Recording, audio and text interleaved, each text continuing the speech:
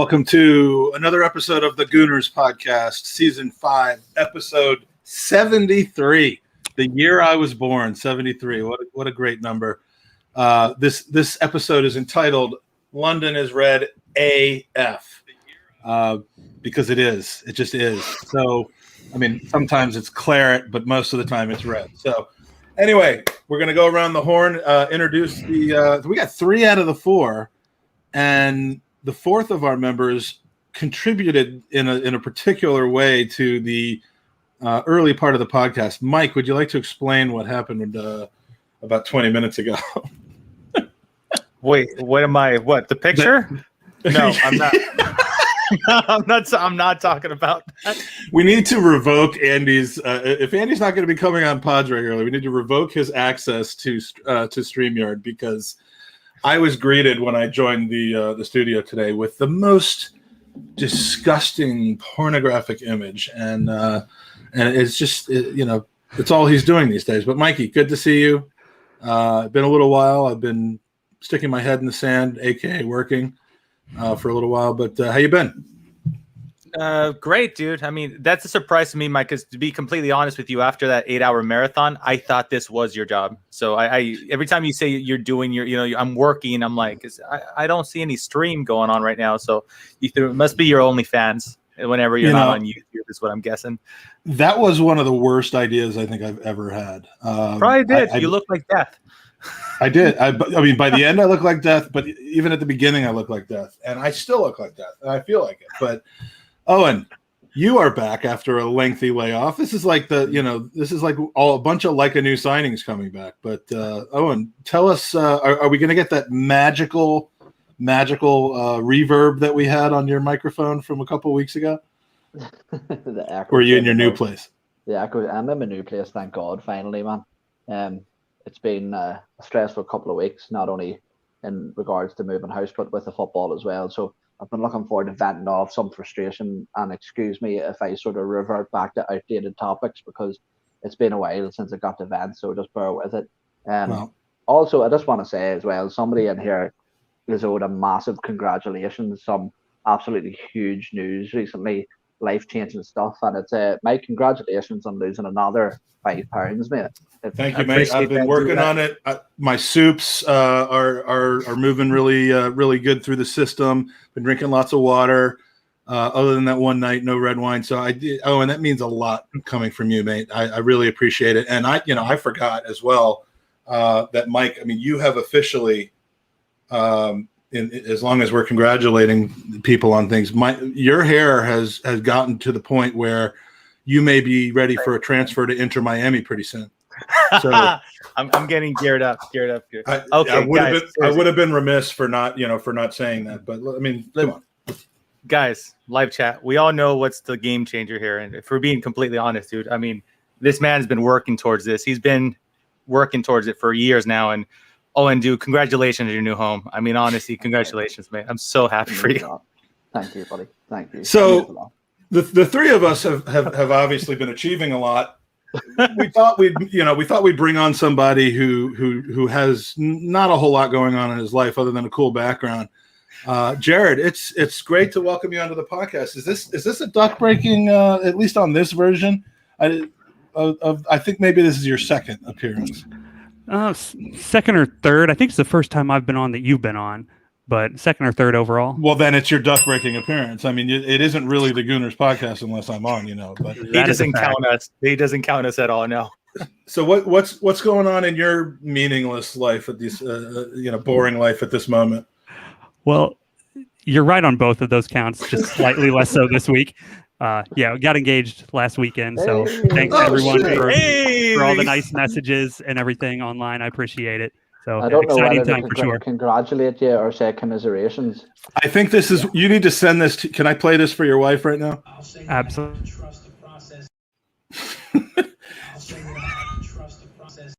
I know it's.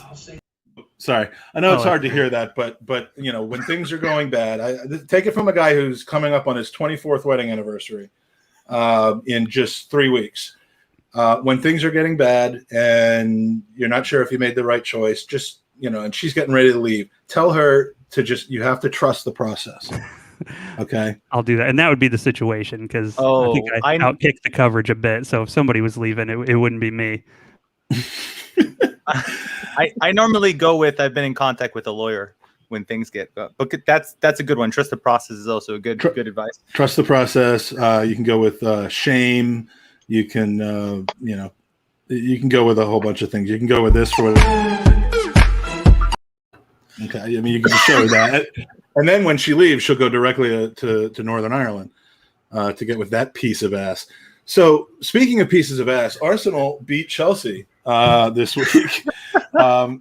And I think we ought to talk a little bit about that because it's been a while since there were some positive feelings.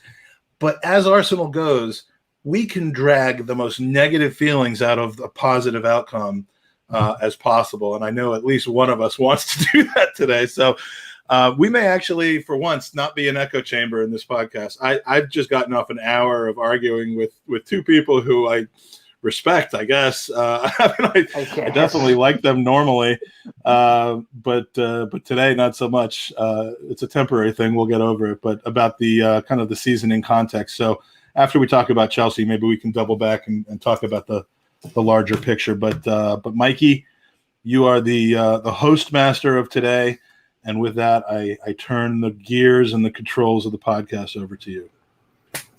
Hello, boys and girls. First double for Chelsea, over Chelsea since 2003, 2004. And gentlemen, listen, I know it's not been a great season, but I'm taking it all day long. It's a positive, dude. We'll talk a little bit about our current form in the last couple of months. I think it's an upswing, but as a fan, this is where I'm at. I've always been like this. As a fan, we go through so much shit. You got to enjoy the good times. So I'm going to start off with you, Eoin. I mean, what were your initial reactions just when you first, we did it. We did a double. Like, does a double mean anything to you at this point, or are you going to be miserable like Mike and and not enjoy the win? To be honest, it's quite like Mike who? Like which Mike didn't enjoy the win? Magic, I'm going to mute you. Podcast. I'm getting quite excited because I'm on my phone at the minute, but my laptop is updating and it's currently just skyrocketed to 94%. So we'll keep this updated on that. I may need to change over. Yeah. Lovely. Exciting stuff. No, to be honest, with the result, it's quite conflicting because it's a sort of dead rubber, really, in terms of what it can do for us. I actually, in my opinion, it can push us towards that UEFA Conference League position, if the sort of bits fall into place, and I think that's quite a negative. But it's something I've been struggling with as well. Is see when you sit down to watch this last two games, I just don't have the same. I don't have that bit between my teeth that really makes me focus and concentrate and get stuck into that game because of the circumstances that we're playing under, because of what has happened in the previous matches.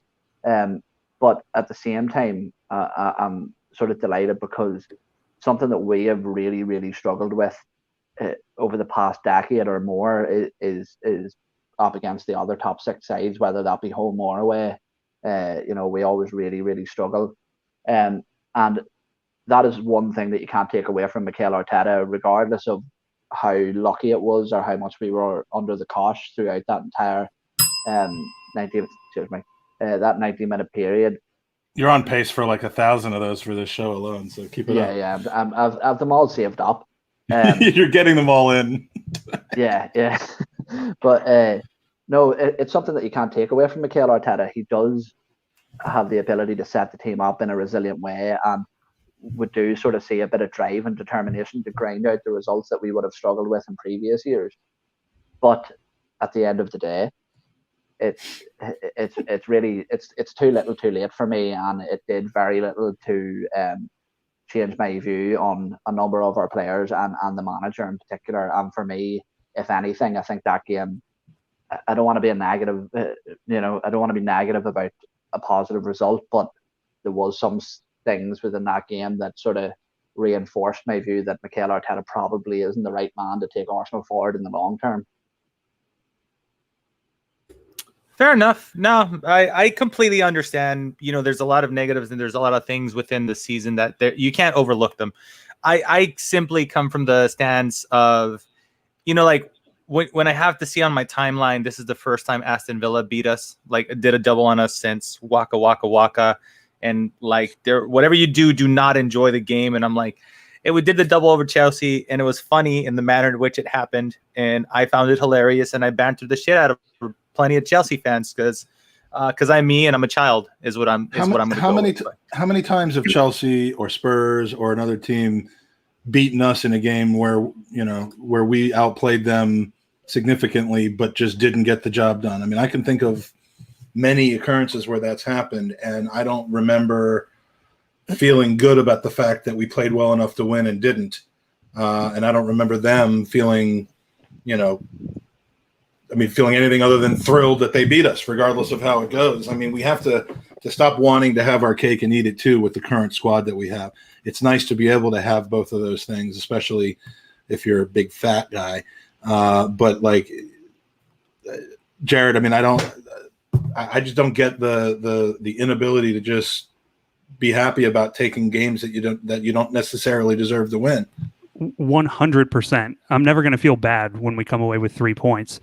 And Chelsea's real irritation, I think, is basically we did what they couldn't do. We took advantage of our opportunities. They made a poor defensive play. We capitalized on it, scored. When Mari made a poor defensive play and Havertz goes 1-on-none and kicks it into the 20th row, that's not our fault. That's not us getting lucky. That's them not performing. That's them failing to do what we did turn around and do. And they're just upset that they lost, which is fine. But to say we've dropped points this season. We've dropped points this season in games where the only thing that they did to score was take advantage of a stupid mistake that we made. Speaking about Aston Villa, right? This year. We got the copyright on it. Yeah, we have. Yeah, exactly.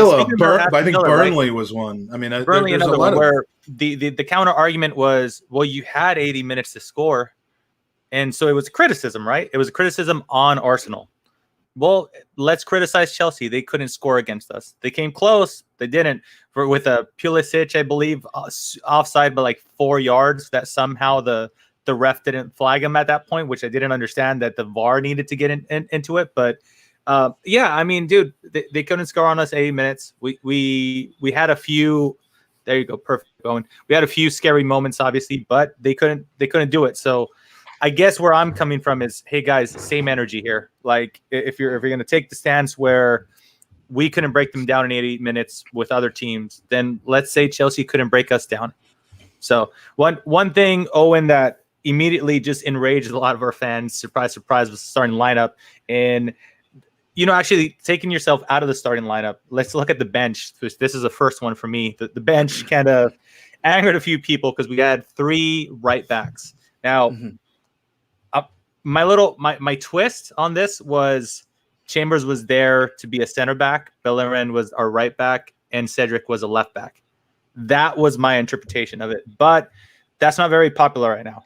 So we're gonna go that Arteta had 3 right backs. Did you immediately, when you first saw that, like, did you have a big reaction to that? Yes, and to be honest with you, I think the majority of the fan base did. I mean, myself and Mike are in the TGT WhatsApp group, and people were going off in there. And it wasn't so much as it's an exclusive club. You need to have a 7-inch penis or above to get in, and unfortunately, you 2 boys fall underneath that measurement. So, but anyway, yeah, no, it wasn't so much that who was on the bench.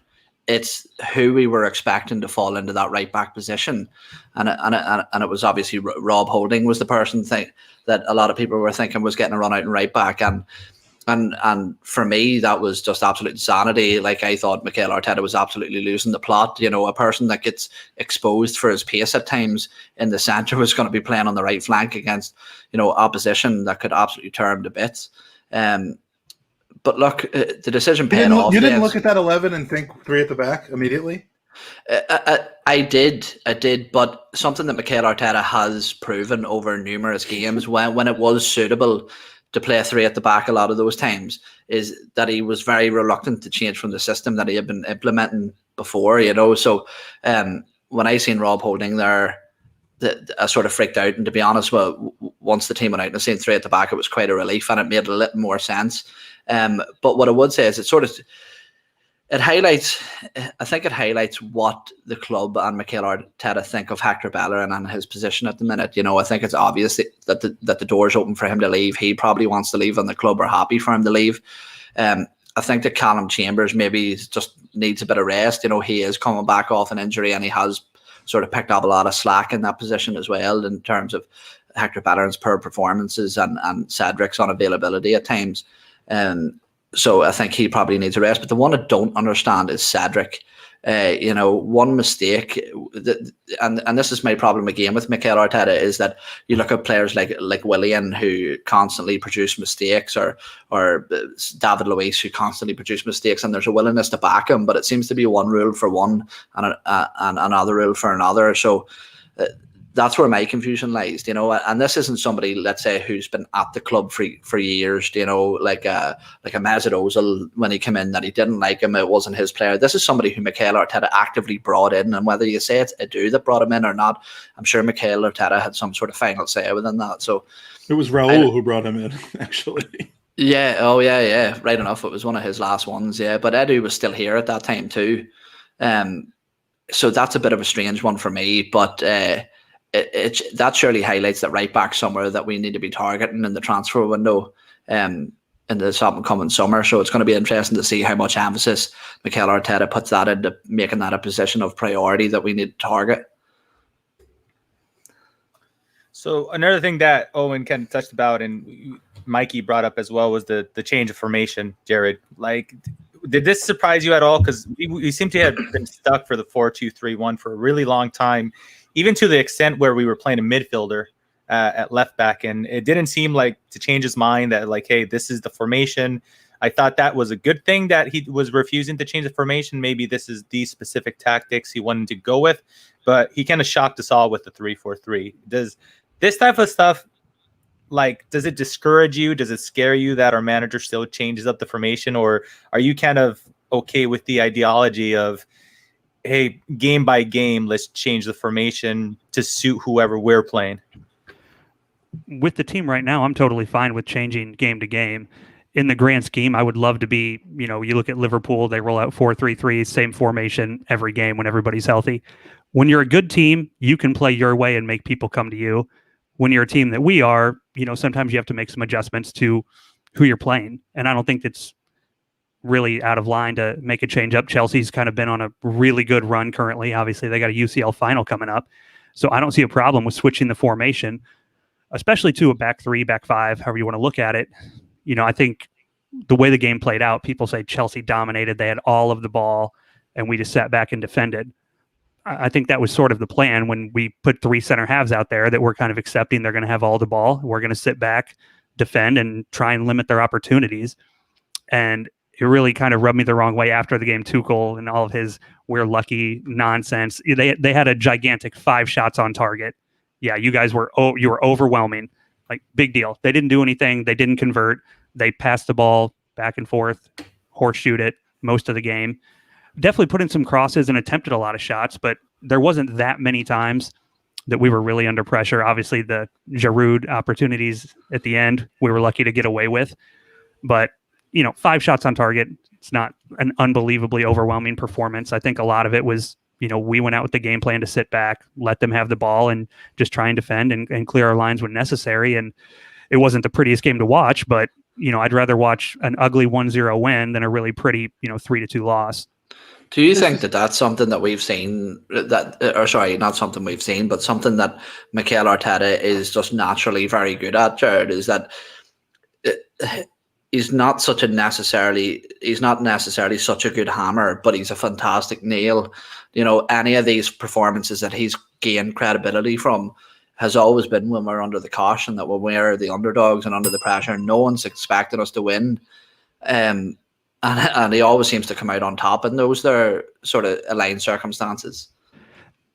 Yeah, and we may not like seeing the back 3 and think it's not ideal, but in a lot of these big games against big competition, he's went to the back three and he's had success with it. So especially the end of last season, how well we played, that's what makes me think he's probably more comfortable and willing to do that in big games if he thinks it's going to be advantageous. So, I mean, do I want us to be a back three team 38 times next season? No, I don't. But when you're playing a team that's in good form and playing well and maybe has more talent in the wide areas, it's not a bad idea to try and put some extra guys in the back and try and hold them out a bit. And it was successful. So whatever you think of the game, we got 3 points, they got 0 points. They can complain about it all they want. But as ugly as it was, things ended up working out for us and we came away with the win. So I'll take it. That's how the Premier League works. I mean, the better team does not always win. The better team does not always deserve to win. The team who plays better in the game doesn't always win.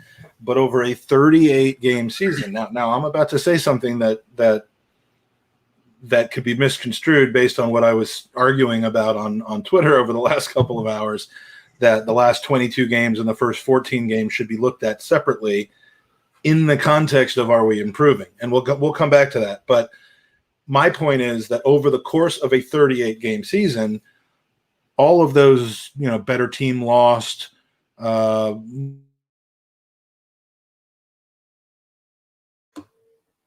sounded more like it was talent going lost to be really good.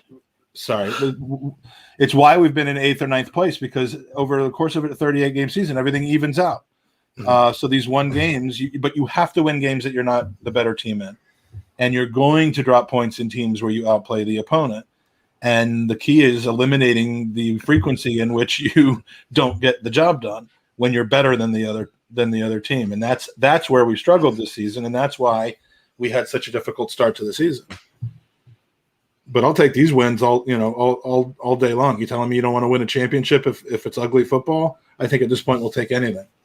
Yeah, I agree. And I think it's worth noting too, like you said, the 22 games, we're looking at since Christmas, Boxing Day, that we're third in points. That's one getting passed around. And people say, well, the season was still a failure. I don't disagree. Our season was a failure in league in Europe, but that's not a 2-week window where we played well. That's over 5 full months. So that's a significant amount of time to kind of hold a top 4 position in the league. So are we where we want to be? No, but I think it's noteworthy, like you said, that that's not an easy thing to do over that period of time.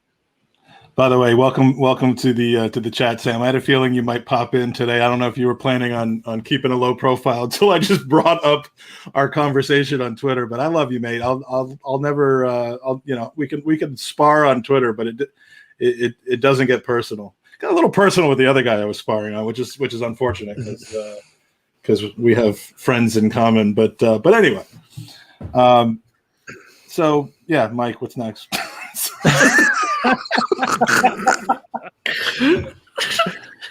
What's transition. Next? All right, Mikey, I'm gonna stick with you in regards to the Orbinho stats that we saw, and which is a brilliant Twitter handle, mind you. If you're not following at Orbinho, please do, because this man gives you all the stats that will give you a potential heart attack, give you the good ones and the bad ones, some depressing, some not so depressing. But one of the stats that he put out there, Mikey, was 35 different lineups and 36 different games. Now, do you sum this up to injuries and red cards, or do you sum this up with our manager just can't make up his mind of what he believes to be the best starting 11 for us? I mean, first of all, Orbinho, I picture Orbinho actually just being like a bright red light and not an actual like physical being. I just, like a bright red light with Twitter, like, the computer in 2001, which dates me tremendously, but what was he, Hal or something like that? Anyway, I attribute it to Arteta's indecision. I mean, some of the different lineups have been forced on him by illness, injury, and red cards and stuff. But every team deals with those, and you don't have every team starting 35 different lineups in 36 games. But by the same token, I'm not livid about it. We've seen almost identical lineups from a convincing win, starting again the next game, and the bed becomes shat upon by the same 11 that was so dominant against Tottenham, for example. and I could be off on this. I'm just giving an example. We come out in a game like Tottenham or Leicester, and then either the following Thursday or the following Sunday start almost the same 11, maybe one or two changes, and just look like dog shit. So, I don't blame him for that. It's kind of a sign of a team where this is a season to take stock of what you have and figure out who is going to be sticking around for the next season. And you can't have those kinds of season year after year after year. But chopping and changing is not the reason that we've underperformed in games this season. It's more of a sign of trying to really get into a – now, if he chops and changes and next season we have 34 different starting 11s out of 38 games, then I give up. I just don't see that happening. I still think he's in the mode of let me just play around with this and see what works. And, of course, it is a sign of inexperience. That's what she said. Yeah. Sorry. Yeah. And spoiler alert, it doesn't work. So, no, I don't. I mean, I think it's on Arteta, but I'm not, that's the least of the things that gets me upset is that we don't have that we haven't started the same lineup, more than twice the entire season. Mm-hmm. I would agree with you, Mike. I'm not too overly concerned. I do believe that red cards, injuries, and UEFA, the Europa League played a big part in it. In regards to just backtracking a little bit with the whole 1-goal margins, right? If somebody pointed something out that Chelsea literally has 5 more goals than us scored, and hey, John, what's up, sir? 5 more goals that scored than us, and they're in 4th place, right? This whole season had been really fine margins. I think I could count on one hand the times we've been beaten by more than 1 goal. We could all think about multiple incidents where it was just a crappy 1 goal against us. Any mistakes that we make, we pay to the maximum, right? And they would score against us. Other teams, I know people don't like the argument of luck, but it just seems like sometimes when we shoot ourselves in the foot, it 100% results in goal. Versus when other people shoot themselves in the foot, they somehow get away with it almost. So it's been a really frustrating season. With the exception of Wednesday. I mean, with the exception of Wednesday, yeah. Go for it. But I completely disagree with that. Yeah, 100%. Because I just love disagreeing with you. No, because saying that it's small margins, football is a game of small margins. Like, go and look at the scores on a Sunday evening for the Premier League for the weekend. The majority of results are 1-0, 2-1, 3-2. It's just the fact that I think that as a collective, as a fan base, as a football club in general, that we feel sorry for ourselves and tend to make excuses. I think that when you look at the likes of these decisions, if you go to Liverpool fans, they'll be saying the same thing. I watched that Liverpool-Man United game last night. They had a penalty overturned. I'm sure they're fuming about that as well. Probably not, given how the game ended, but you get my point, is that this happens to all teams and every team, and you can't just make an excuse for a manager or a player or such and such because they made a mistake and it led to a goal. That's what happens in professional football. It just does, and the fact that, for me, it all boils down to this. And when we were talking about mistakes and Arteta, it seems to me, gets praised for when things go right, i.e. the FA Cup victory. But the excuses come out of the woodwork when something goes wrong, i.e. the Europa League exit. And for me, you can't praise a manager for winning something with the same group of players that he's lost something with. It's just counterproductive to do that, I think. But I don't know that you need to kill the guy for that either, though. Murder him and his whole family. That's it. The views just expressed by someone who used to be affiliated with our podcast are not associated with the actual podcast. Okay, so yeah, moving forward, he's officially gone. Yeah. Where were we? That was a joke, by the way. Sorry, Cal. Yeah, there you go. Yeah, you better apologize, sir. So real quick, just something that Eoin said that made me kind of laugh. Arsenal has a tendency of winning games that nobody expects them to win. And so I have a good friend that placed a cheeky $100 bet, and it was going to net him $7,000. And the last game on that list was Arsenal-Chelsea. And all morning, parlay type of deal. It was a parlay, or what was it called over there? Accumulator, I think is that accumulator. Yeah. Pretty good, Mike. This guy, there it is. He was like giving it to me large for the whole day. Arsenal sucks. Something blue. He barely knows the sport. And sure enough, Arsenal pull off the win. And if you thought I was going to feel bad for a good friend losing out on 7,000, I wasn't. I did not take. I took low road. Is this the type of bet where he could have cashed in for like $4,000 before the game if he had chosen to do so? No, it was all in. Oh, okay. Because sometimes you can cash out for like a reduced payout, and not have to do the last bit of the parlay. But I absolutely took the piss out of him, and I absolutely loved it. Jared, Peter Renner from the chat, we got a question for you regarding the lineups. How many games this season could you say that the whole team has performed well collectively for us at the same lineup? I mean, I'd have to go back and look through the fixture list. I mean, we've had a few games where we went out, looked really good, looked really dominant, and I would have rated everyone pretty well. Now, the problem with Arsenal this season is obviously we're exceptionally inconsistent. I mean, I think if you took somebody who had never seen us play and you watched the first 44 minutes of the Wolves game, you'd say, wow, this team's fantastic. They're probably in UCL. They're really, really good. And then you turn around and watch us play Fulham, and you're like, Jesus, these guys should be in the relegation zone. So our problem has been the same. It's that we're just unbelievably inconsistent all season. And probably part of that is that if you're inconsistent in a lineup, you're going to have inconsistent results. You know, there's a lot to be said for guys playing in the same areas with the same guys and sort of building up a continuity that we just don't have. You know, part of that's the player talent, part of that's, the injuries, the red cards. But like Mike said, everybody deals with that, and we just don't deal with it well. And I think that's, kind of our main problem this year, and something that I hope this summer gets addressed, in that we get a couple guys that we look at, in the same way we look at Kieran Tierney, that if he's healthy, he's starting in that role. We don't have as many guys who are kind of in that in-between.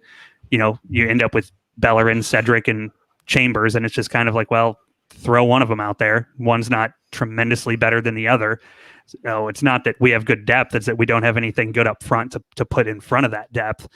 So I think there's a lot of contributing factors, but this season, it's been so up and down. It's hard to say there's a lot of games where I would say all 11 went out there and performed as a unit and played well, because those have been pretty few and far between. See, just on that, if I can jump in on that, we're talking about like consistency within the lineups. This is something I always throw out there, and it's Magic Mike. Maybe you can jump in this here, but when I think back to the days of the Invincible squad, okay, and I'm not going to try and compare our squad now to the Invincible squads. I'm not that much of an absolute dunce, but when I look back then, okay, so Champions League was around. It was, I'm pretty sure it's the same format back then as it is now.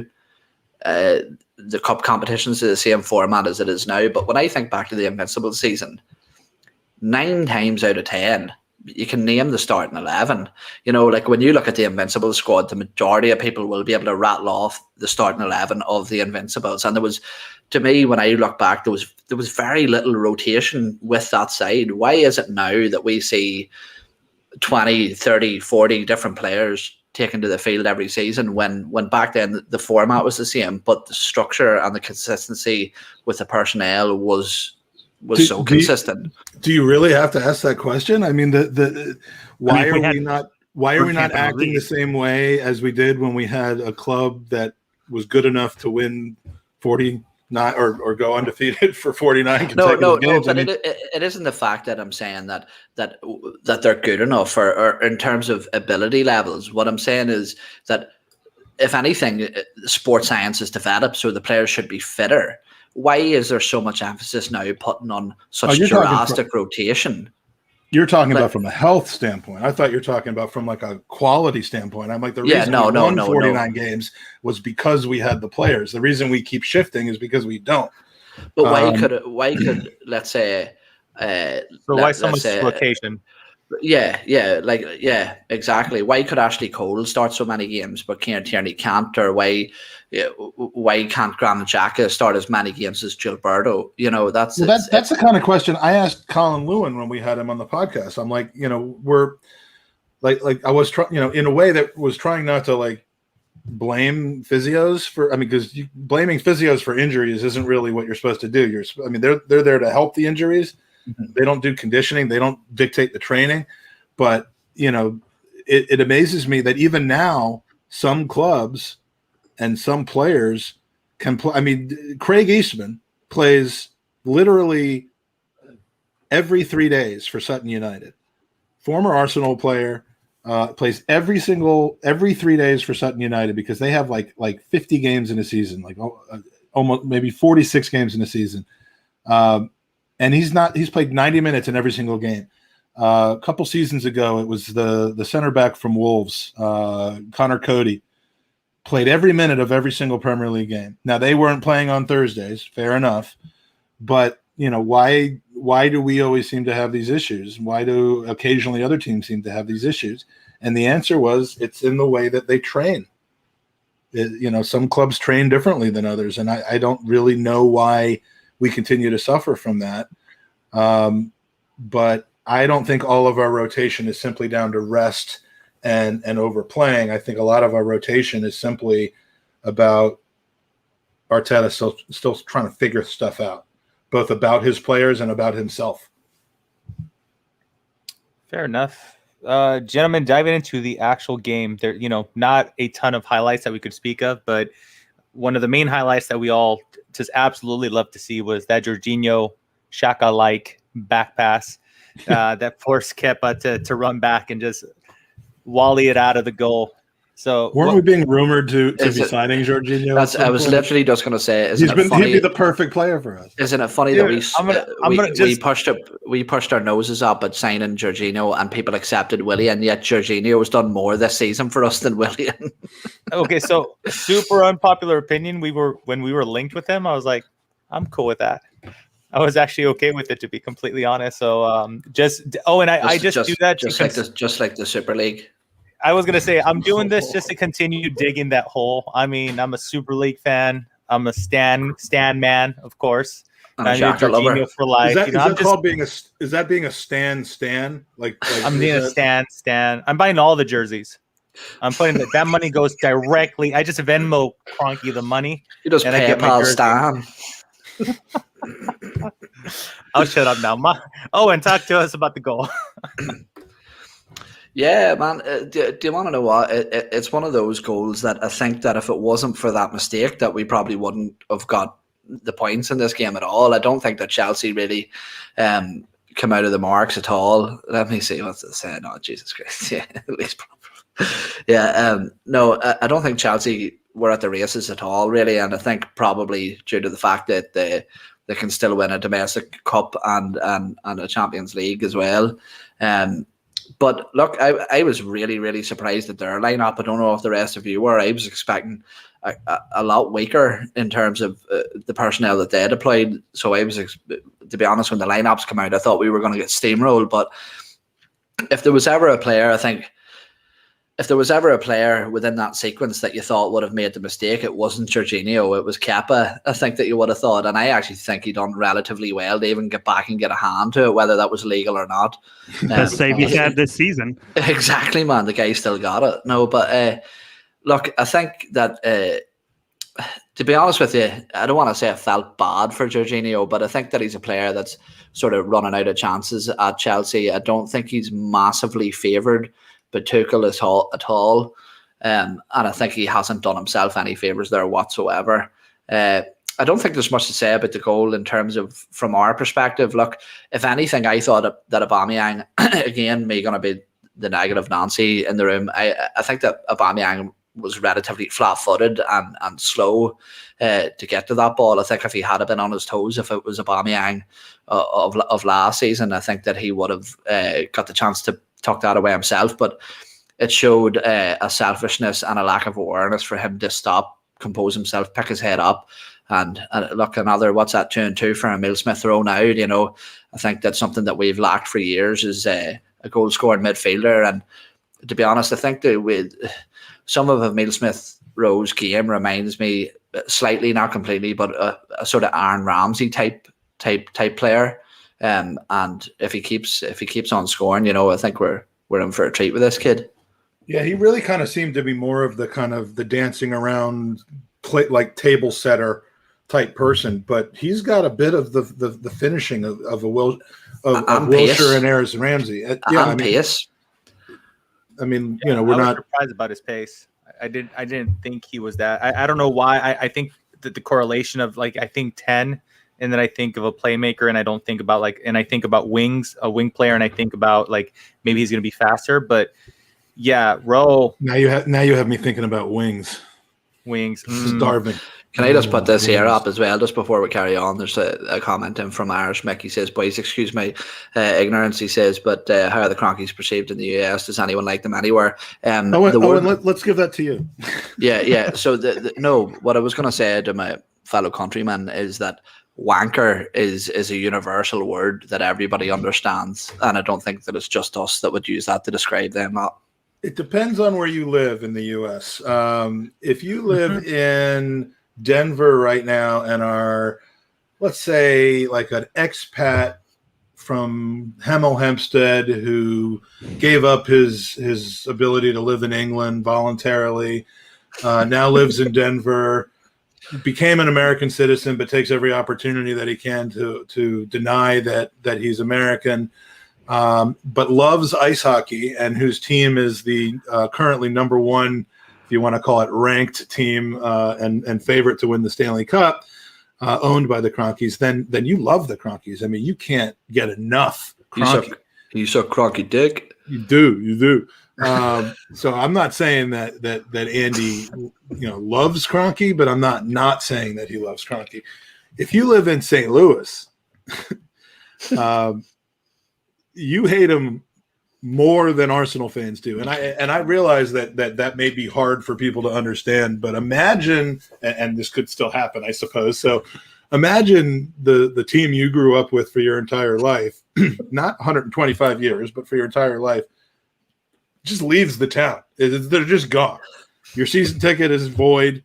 The team doesn't exist anymore. They now have a different city that they're playing in. I know what happened with Wimbledon. I know it is not unprecedented, but he's not beloved very much in St. Louis, and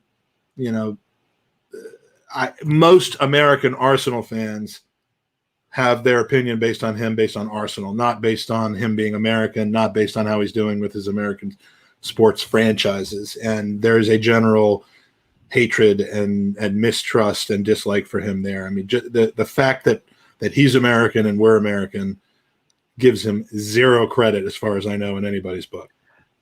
That's true. Right? And I would add on to that. I think he's right. It depends on where you live. But I don't think, and maybe you guys have a different experience, I don't think we have over here, we don't have the same kind of attention on ownership of clubs as we would the front office and the head coach. I mean, I think if you ask a lot of casual sports fans here, who's the owner of your team? In a lot of cases, they may not even know. I just don't think we have the same emphasis that, I mean, you'd be hard pressed to find an Arsenal fan who doesn't know who owns Arsenal.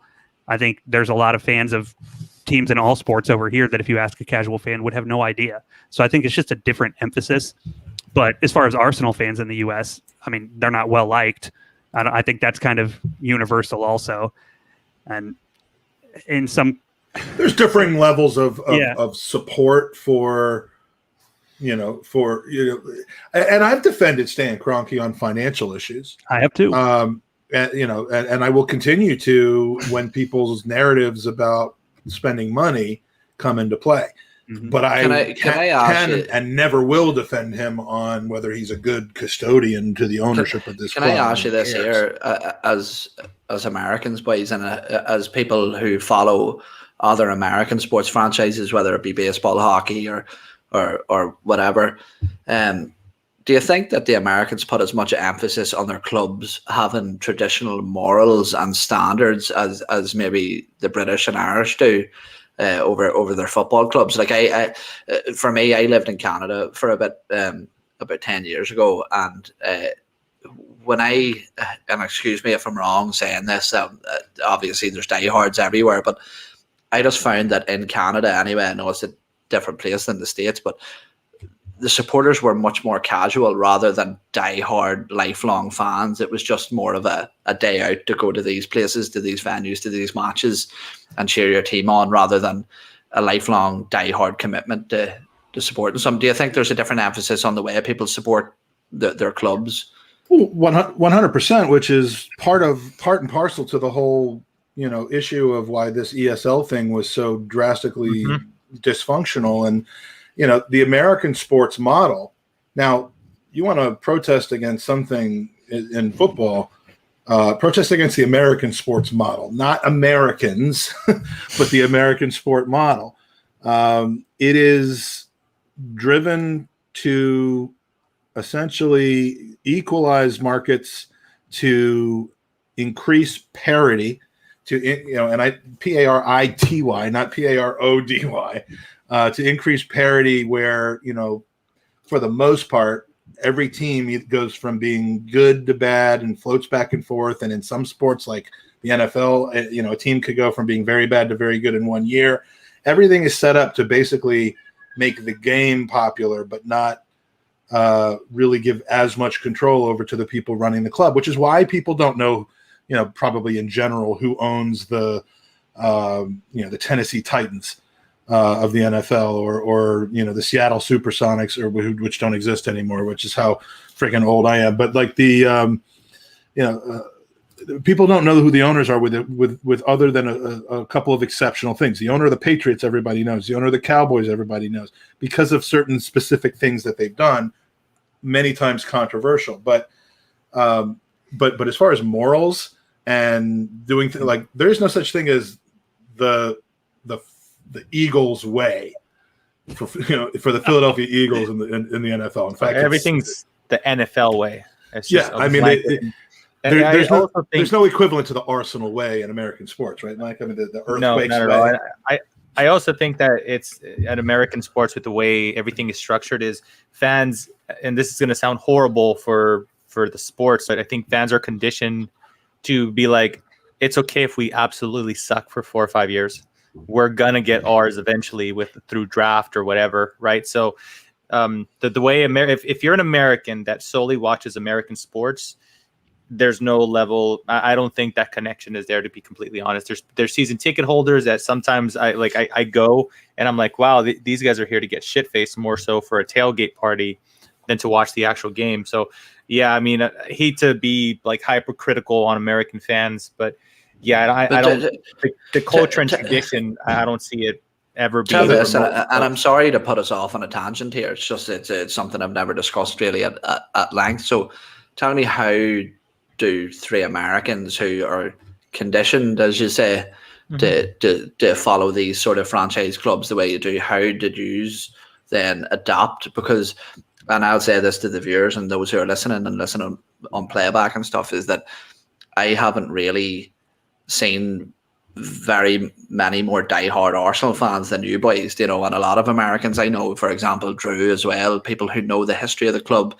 the current topics, the players, who get up at all hours in the morning to watch. How do you go from being conditioned in that way to jumping into supporting Arsenal the way you do now? I would say because we're looking for something that isn't what you're looking at our American football fans and specific Arsenal fans, because that's the audience that you have the biggest access to. If you looked at the 85% of Americans who either are ambivalent about, worldwide football, soccer, as they call it here, or any of that, or outright hate it. I mean, most of my friends in my neighborhood tease me for being so into football. Every game is 0-0. They say they, it's a joke and love the other sports. So I mean, Americans as a whole don't always get it, but the ones that you are surrounded by, because of the natural selection of the people you have exposure to. Me personally, I mean, my initial exposure to it was in England, but what I like about it is because it is an alternative to anything else that we have here. I can't stand American football. Basketball to me is professional basketball is like a joke. It's an exhibition. It's not a joke talent-wise, but it's a joke competition-wise. Ice hockey is the best, the thing that comes closest to it. And while, my team won the championship a few years ago, is still in the hunt for it. I know 4 or 5 years from now, when some of the, all-time greats that play for our team are no longer here, we're going to go through an 8 to 10 year span where it's pretty shit. And I already know that's coming. And, so I'm conditioned there. Arsenal's different. Yeah, and I would piggyback off of what Mike said, and I think that's exactly right. What attracts a lot of us to it is the long history and tradition, because we don't have that here in a lot of our sports. And I think it's funny, I thought about it a minute ago when he talked about the Seattle Supersonics. He said, well, they're not a team anymore. They moved to Oklahoma City, became the Thunder, and your team's just taken right out from under you. So a lot of people here, they follow a team that's only been a franchise for, within my lifetime or less. So it just doesn't have, Arsenal, you've got fourth, fifth, potentially sixth generation Arsenal fans in the world. And a lot of our teams haven't been around long enough to where that's even possible. Andy claims that he's like a 12th generation Gooner. And I'm like, everyone in your family must have been fucking when they were 9. Yeah, no, well, I'm fourth, and I done the math, and it can't really be much more than fifth, maybe. I think is the math. But anyway, back to Arsenal. I'm sorry to go off on that tangent, Mike. No, it's actually a good perspective for me too, because me personally, my first sport that I started watching was football.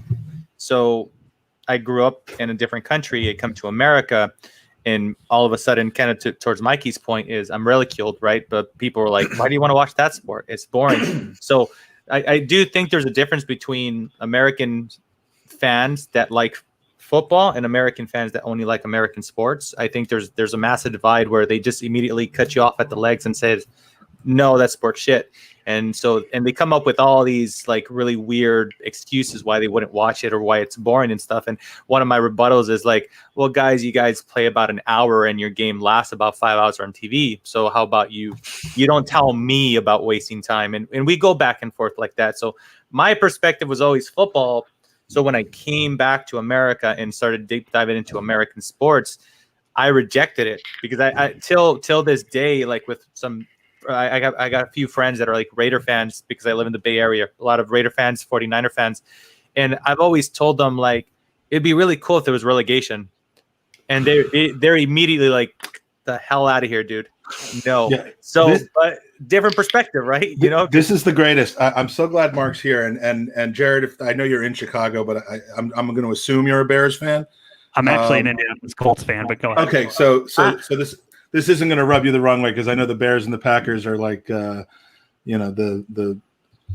rivals. But Mark Mertz, who's from Green Bay, says the closest thing the NFL has to English football model are the Green Bay Packers. No owner, city depends on them. They've been in existence 100 plus years, and it dominates the local news. Absolutely brilliant. And it's a great point. Green Bay, Wisconsin is a small town. It is not far from big towns like Milwaukee, Madison maybe, but it's a small town, and there's one of 32 NFL franchises has been in that town for decades, and maybe 70, 80 years. Yeah, since the NFL's inception. There's maybe 100 years. There's very few founding teams that are still around, right? There's like 4, I think, something like that. Yeah, well, and that kind of really connects with this whole conversation, because one thing I think that English football has versus American football, we have a lot more casual fans. And maybe this is just my perception because I'm, my exposure to English football is a lot of people who spend a lot of time watching it. But over here, you have people, if you ask them what professional sports team they're a fan of, they would tell you. And if you said, tell me 3 guys on the team, they wouldn't be able to do so. They kind of, they say, yeah, I'm a fan. If I can get into a game, I'll definitely go. About that. And maybe it's different. That's just my perception. I just feel like we have more casual fans here versus Green Bay is a great example because we talked about Arsenal having such a long history. That's kind of the same thing there. Green Bay fans, it's in your blood that you're a Green Bay Packers fan. I think their waiting list to get season tickets, I mean, you can put your name on the list, and like 2 decades from now, maybe you'll get a ticket. And it is fan owned, and the city literally shuts down when the game is being played. Like 30% probably of the population is at the game itself. They live it's in an area where, towards the end of the American football season, it is like negative 12 Celsius. I mean, it could be negative 12 Fahrenheit at times. It's fan owned. It is a great example. Unfortunately, it is a notable exception to just about every other American sport. Now, yeah, I mean that's absolutely true, and that football is the only game in town in a lot of areas. I mean, if you live in Burnley, chances are the most important thing to Burnley is Burnley Football Club. it's unfortunate because we're friends with Christian, but if you don't like the pod, you don't have to say that to us. I actually think that's the worst example you could have picked, because I actually think that Burnley are quite big into the rugby as well. Well, okay, that's a good point. That's a good point. And so look, Stoke would be the same way with the rugby. But to Mike's point on Green Bay, I did a quick Google search, and Green Bay has a population of 102,000. Lambeau Field, their stadium that they sell out every game, capacity 81,000. So that's 4 out of 5 if they were all from in town. Like, that's how big it is there. Yeah. So I don't use the best examples of but anyway, no, sorry, Herz, thank you, Mark, Arsenal. for that comment. So. Arsenal game. Where was we?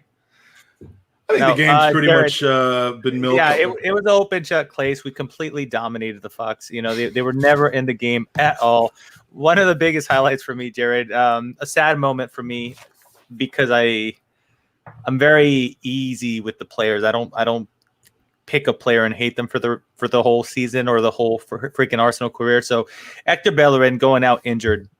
Jared, does the idea that he might not have a farewell game, the possibility that that might be his last appearance, like 10 minutes on the field and he gets cut out, does that do anything for you? I mean, do you just natural transition that his career came to an end, or are you at all bothered with the fact that he won't get a proper sending off? Yeah, it's difficult. I mean, I'm a pretty sentimental fan. He's given, the majority of his life to Arsenal and had some good years here. I mean, prior to his injury, he was playing well. I think, would he get injured in the 18th, 19th game of that season? And he already had 5-6 assists. I mean, we were on pace to have a right back getting double-digit assists that season with him.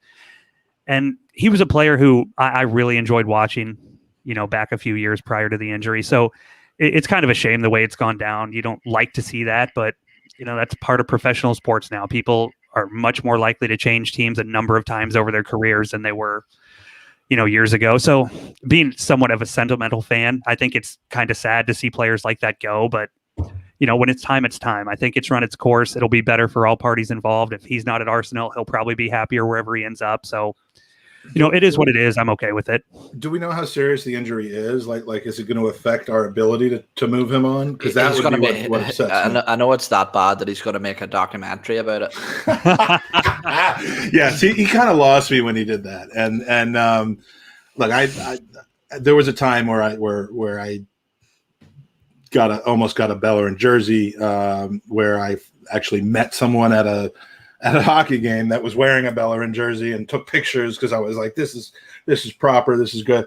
I used to love the guy, but I mean, like, we didn't get to have a farewell to Aaron Ramsey. We didn't get to have a farewell to Mesut Ozil. To a lot of, I think farewells are overrated. Like Santi, we didn't get to have a farewell to. I would love for him to come back and have even a testimonial. But Bellerin's not in that class. He's been a good steward to the club. He's never done anything intentionally to disparage or put the club in disrepute. If that is his last touch for Arsenal, it was a damn good and important one, which makes me happy, rather than something dumb. But Bellerin isn't in that top echelon of players. I just appreciate what he gave to the club, and I'd appreciate if he can be moved on while he still has some value, before, so that we don't end up squandering that like we did with Jack and Aaron, who I'm on a first name basis with. That's what I was just gonna say. No, I think that documentary, if I do remember correctly, Eoin kind of fell in love with Bellerin after that documentary. Do you want to know what? Very endeared with him. For all your criticisms of me, okay, and I didn't think it would, but when he went down with that injury, and to me, he looked like somebody who knew that was probably the last time he took the field for the club. I was actually a little I just got a bit stuck in my throat. I wasn't getting emotional there, but I did. I was like, it's pretty emotional. He's somebody who, for me, and it's funny because I was watching the game with my brother, who's a Liverpool fan, and he was an Arsenal fan when he was younger, until this is a funny story within itself, until United ended our invincible run, and then he decided we weren't good enough, so he was going to support Liverpool, which is fucking logic behind that. But anyway, he said, what he said to me is completely bang on. He just said that he's a player that when he burst on the scene, everybody was in awe of how good this kid was going to be, and he just never lived up to his potential. I remember the time I was the most excited about Hector Bellerin was when we were playing Swansea and Gomez was making a break and Bellerin ran from their box from a set piece and caught him to make one of the best recovery tackles I've ever seen.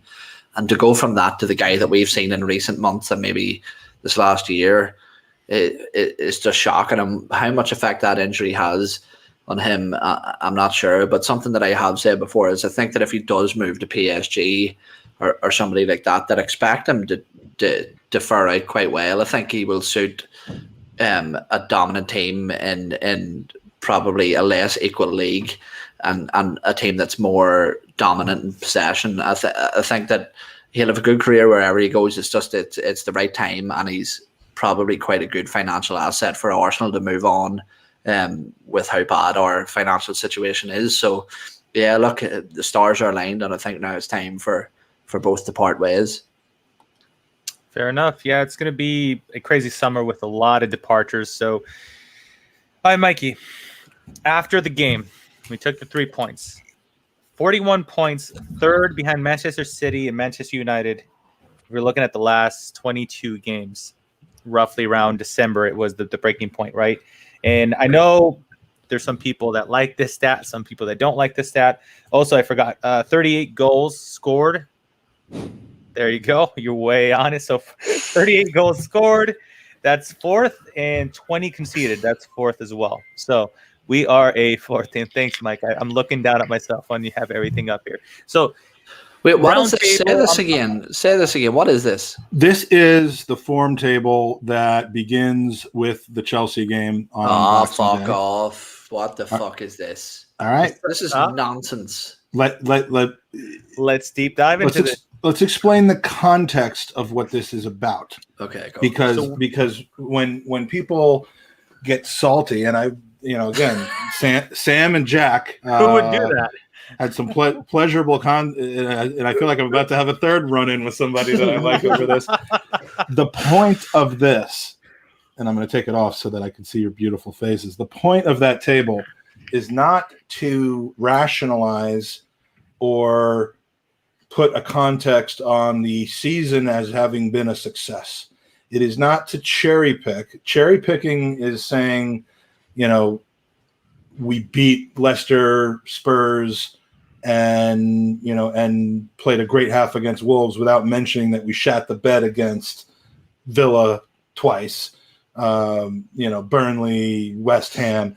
So, it isn't about making it a success and finding and looking at only half of the situation. It is purely about dividing the season into two parts to determine whether there has been progress or improvement made. Not to say whether over the course of this season, not to say whether the season's been a success. No one can argue, reasonably so, that even if we finish seventh, but finishing 7th, 8th, 9th, 10th, out of any kind of good Europe with no trophies to show for it is a successful season, is a good season. And in the vast majority of cases, you would say that would be a season that would be worthy of sacking your coach. Mm-hmm. But it's important to point out how stark of a difference there was and what happened in those periods of time from mid-December to the end of the January transfer window that could potentially have had something to do with it. When I evaluate the trend and the process of anything, the more recent time periods mean more than the ones before that did. The trend means more than the history. The longer you pull out the time frame to analyze your situation, the less relevant the earlier times become. And I just don't see how it's cherry picking. It isn't. No one's saying this is a 22-game season. It's just that I think it's hard to ignore when you look at that in the context of all these other teams that we've pointed out as being brilliant. Not drinking today. West Ham, brilliant season. Everton, supposedly brilliant season. All these other teams, but they haven't been able to outperform us where it counts over the last 4.5 months. Do you not think that this highlights the exact thing, the predominant thing that is wrong with Mikel Arteta, is that everything comes a little too late. Everything is substitutions, his decision to change the system, his decision to start to deploy different people in different positions, i.e. Emile Smith-Rowe. Emile Smith-Rowe was injured, but he was in and around the squad long before the Chelsea game, and it was just too little too late. And at the end of the day, you can throw up the table and say what you want, but look, if my auntie had a cock, she'd be my uncle. You know, it's But no, if your aunt had a cock and then lost her cock over time, that would be a better analogy, because then she would be your aunt. Okay, so I'm going to throw a little bit more context into the conversation. One thing that I strongly disagreed with, surprise, is when we were like 15 games in, and whatever number it was, and we were like 15th, 16th, whatever, how low we got. That was the only thing we were measured as. Nobody said that we still had the whole season to play. Nobody said till this day, when some people are criticizing Arteta very heavily, they're like, we're better than 15th. Well, we're not 15th right now. We have the potential to finish 7th. So again, not great. I fully understand where fans' frustration come into play, but if we're looking at something, you got to base it on the whole schedule. So I take Mikey's points as far as the trend is. It's a good trend, right? We could make back and forth. We talk about Smith-Rowe not being available for the majority of the beginning of the season, Martinelli not being available, Partey not being available. Small things like this that I do believe they're contributing factors. To others, they dismiss as an excuse. Fair enough, to each their own. But his decision making drives me crazy. His decision making drives me crazy on players. It does. You know where I was on this literally the day before the Chelsea game. I was ready to. I made a goddamn shirt about it. I mean. I love how serious you sounded about how much you put so much time and effort into making that shirt. I did. I a long time to make that shirt too. I slaved over that shirt for literally like minutes, but like but again, everything has to, I wouldn't have stuck with that for 2 whole seasons or anything like that, but it's this, it is improvement. But for me, you hit the fucking nail on the head, whether you meant to or not, and it's that regardless of the circumstances, regardless of the conditions that the man has to work within, Arsenal finishing in the position that we are going to finish in, even the best outcome that we can have from now to the end of the season, is not good enough. And if it was any other club that was ambitious and ruthless, regardless of who it was, they'd be sacked. If Arsene Wenger at any stage of his career finished in this position under this circumstance, with all the good he had in the bank from what he had done before, people would be calling for his head. Look at the way people were acting when the man was still finishing in Champions League positions. I have no problem with people calling for Arteta's head now over finishing 8th. I'm just my issue, and Jared, I'll flip it to you after this. My issue isn't with people saying that they don't think he's good enough. My issue is with people claiming that it's irrelevant that we have made a substantial improvement relative to other teams, and then listing off a bunch of kind of either hypocritical or conveniently selected factors like, oh, well, the other teams have been bad, or I mean, it's the trend is better. I would rather at this point try to continue to put more into continuing this trend than ripping everything up and starting over. I think that's better suited to a long-term level of success. It might not work, but to me at this point, I'm seeing enough signs that I want to give it to next December. And yeah, if things don't work out till next December, then we're in a hole again. We're in the same hole we were in this season. I don't think it'll be 15th. We might be in the same hole that Chelsea was in this season. And as we've learned, that's not a hole too deep. the hole we were in this season with the players we had this season and the performances we were having, we dug too deep a hole in the first 14 games that we can't even have dug out of it with the last 22. But you're just not being honest if you can't say that we've improved. If you say we've improved, but it's not improvement enough, fine. But just don't come to me and say that we haven't made some improvements, that there haven't been some things that give, positive signs for the future. And, I'm just less hesitant than other people are to blow the whole thing up and bring somebody else in when I see some metrics that are headed in the right direction, despite the fact that there are some that are still not. Jared? Yeah. So if I was a pessimistic, cynical Arsenal fan, which I'm not, I would look at people like Mike here, who actually I agree with on this point, and say, saying we're top 4 in the last 22 games is the same as a Spurs fan saying they won the title in November.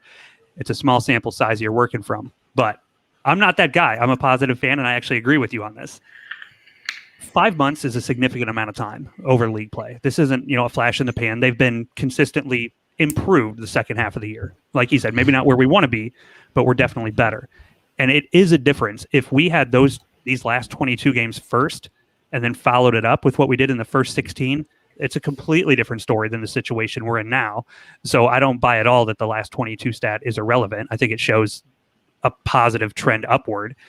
I'm with everybody. I think if, after we got knocked out of Europa League, if Arteta would have been sacked based on the results this season, I don't think any reasonable person, myself included, would have argued that it wasn't justified.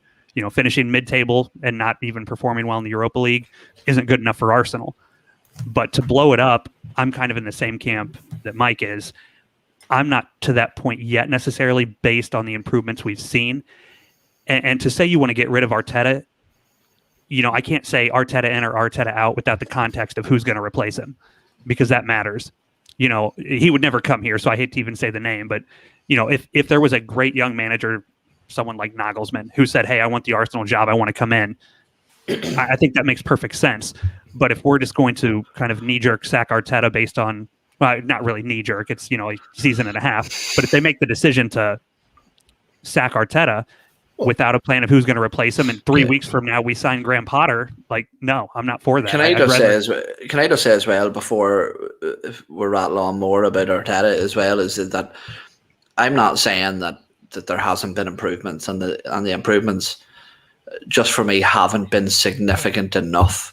And I think at times as well, when you talk about the luck of small margins, I think when we've been winning games, oftentimes we've been fortunate to win some of the games that we have won that have kept us going. And again, like I said before, football's built on small margins, so I'll not take anything away from Arteta or the players. But going in the next season, look, the likelihood is Mikel Arteta will remain here. Now, if you're asking me, will I back Arteta? 100%. 100%. I like him as a person. The way he speaks, his communication is brilliant, even though at times I think in recent weeks he sounded a little delirious at times as well. But look, none of us understand the pressure that person's under at a club at Arsenal, his first job, so I sort of have some relevant understanding to that. But my issue isn't whether I like him or whether I think there's been improvements. It's that the position that we're in is far from good enough. And from what I've seen, I haven't seen enough convincing decisions or convincing steps or enough progress to convince me that he is the man to take us forward in the long term. And what makes me land at my decision is that, well, what if he's bad after 4 games? If the first 4 games are terrible, the first 5 games are terrible. Well, now we've just hopefully handed large investment to a man who's still failing and making bad decisions. And now we're going to have to get somebody else in to try and shape a team in their image. And that's going to take more investment, the do you replace before or after the transfer window question is a valid one. It is the most impactful one, but at the same time, you've other than really one window, which the players have perhaps underperformed, but we know we have good players out of that last transfer window. He's essentially been coaching players that were purchased from previous regimes. So, you know, I would like to be able to see his plan. I'm not going to call it the other thing. Process. I'd like to see whether the plan can be furthered. And when you say, you know, when you identify all the things that we do hate about Arteta's first year here, the year and a half here, the indecision, well, not indecision, the stubbornness about starting certain players over others, why Martinelli isn't getting more time, why Willian's getting all the time, you know, the substitution patterns. When you focus on that, that's when you need to reinsert the fact that despite all of that, we have outperformed where it matters most on the table. Leicester City, Liverpool, even Chelsea with the Tuchel factor. We've you know, equaled or bettered West Ham, Aston Villa, Spurs, every single one of those teams with the exception of Manchester City. Even with all of those things that Arteta is hopefully learning from experience, because we have no other option. Should he have been learning from experience? Valid question. Is he learning on the job? Is he making mistakes that are due to inexperience? Absolutely. But instead of let's not mention the friggin' locker room situation he had with Mesut Ozil and friends in the first half of this season that he finally divested himself from. You know, because that I think had a lot to do with our early season performance. But let's put that aside for a second. He's still made massive improvements in our performance, despite having the fallibilities that he has. Imagine he gets the shit together like every other coach, Pep, every player says he can do and that they see in him.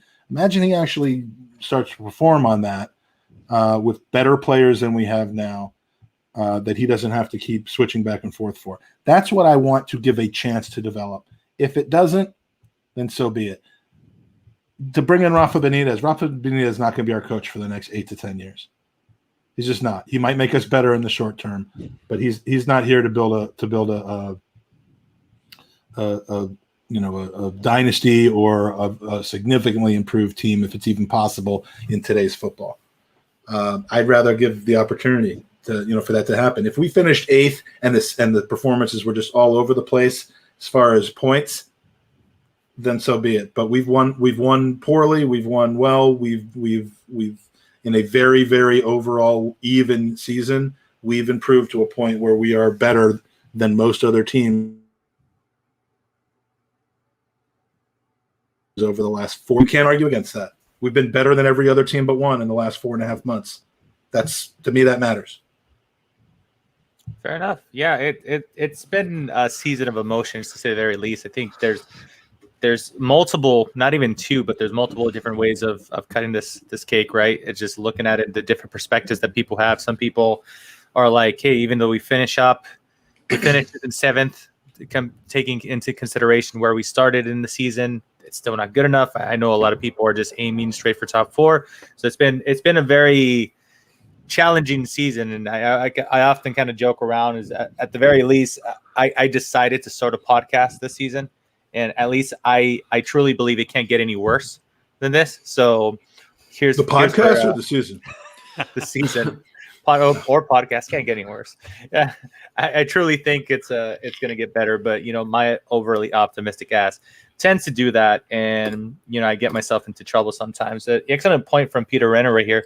Do you think that the reason Arsenal is in the position it is now, it's down to the Wenger having so much power, and when he left, we really didn't put the right people in place above the manager? I'm a big believer in this, and I know that last pod I angered our beloved friend Jason with the manner in which I said this, but I'm a big believer that the club, the current manager, even the old manager Emery, has been there.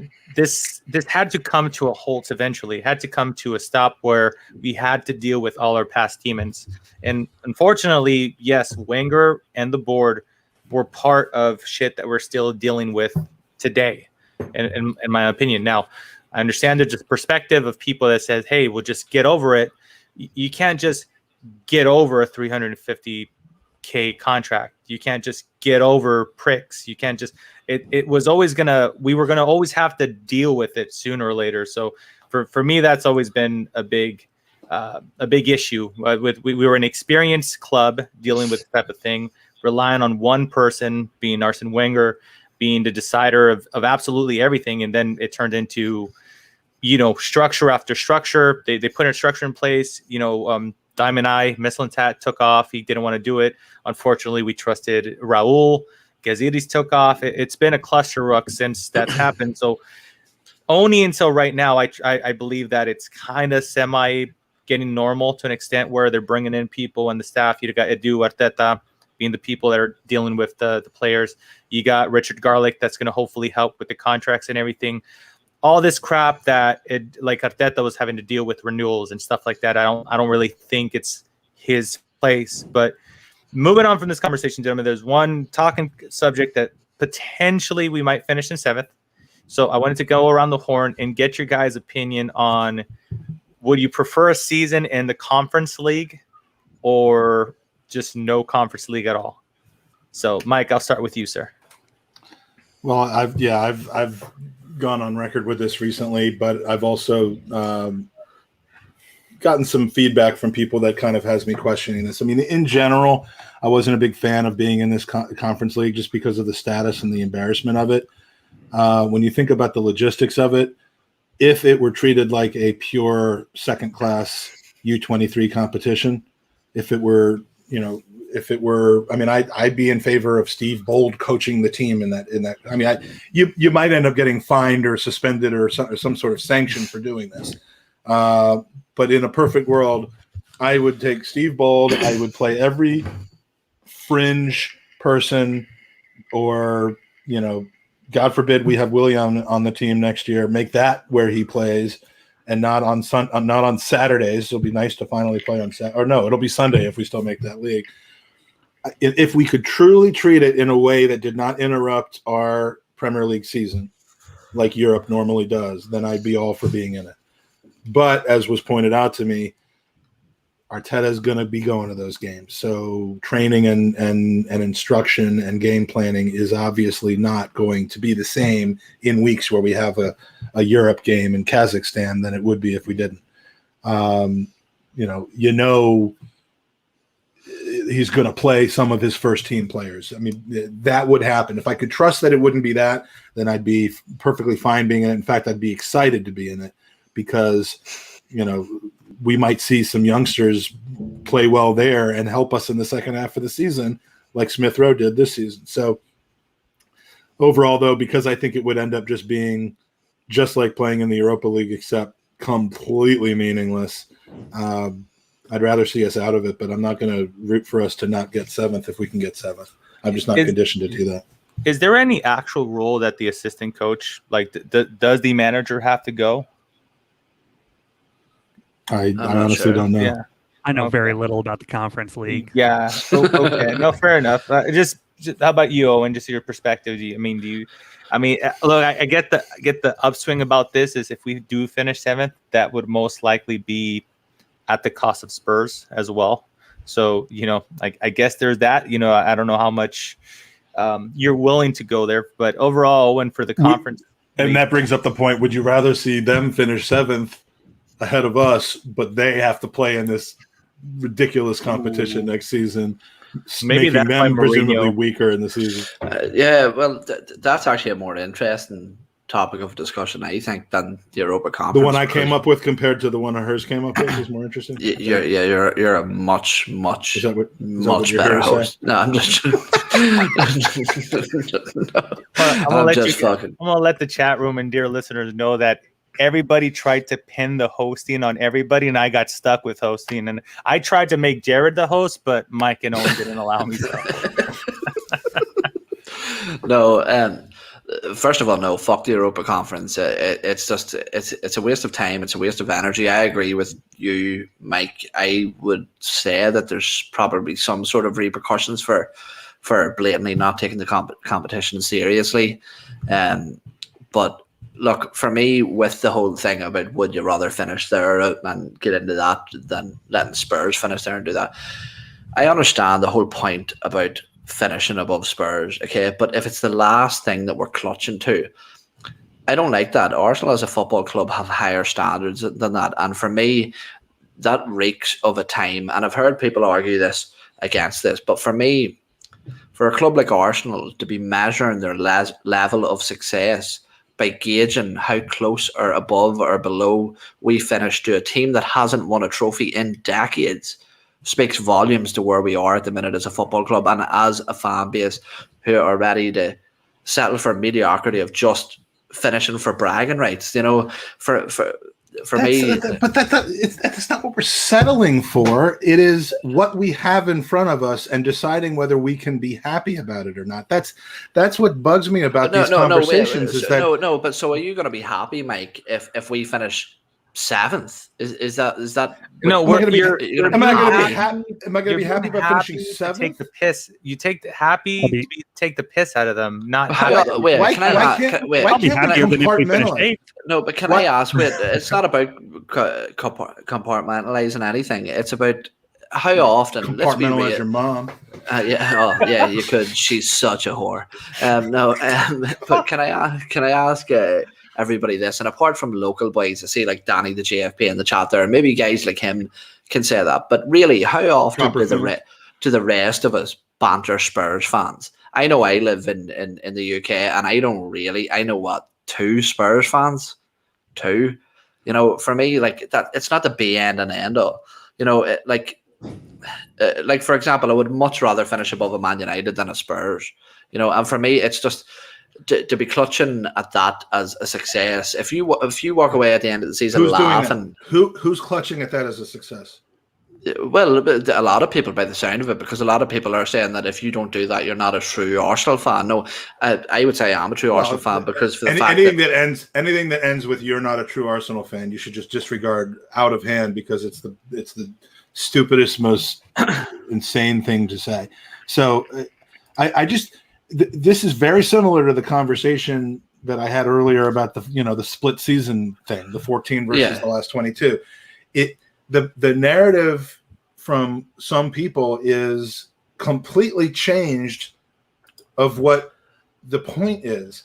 The point is, would I like to finish ahead of Spurs and would I be happy about it? Would I like to? Of course. I would every day of the week take finishing 4th with them finishing 5th or finishing 2nd with them or finish. I'd rather finish behind them but get an accomplishment that's important to us than finish ahead of them and not have an accomplishment. But I would rather finish ahead of them with no accomplishments than finish behind them with no accomplishments. What? Yeah, and I think that he's frozen there, or he's really serious about that. But I think Aston picks up the point. Yeah, if it's banter's fine. But I'm looking at people on social media platforms and people in the podcasting world that are treating this as some sort of off social media. I know, but Facebook, and that's how serious it is. Follow me with your burner.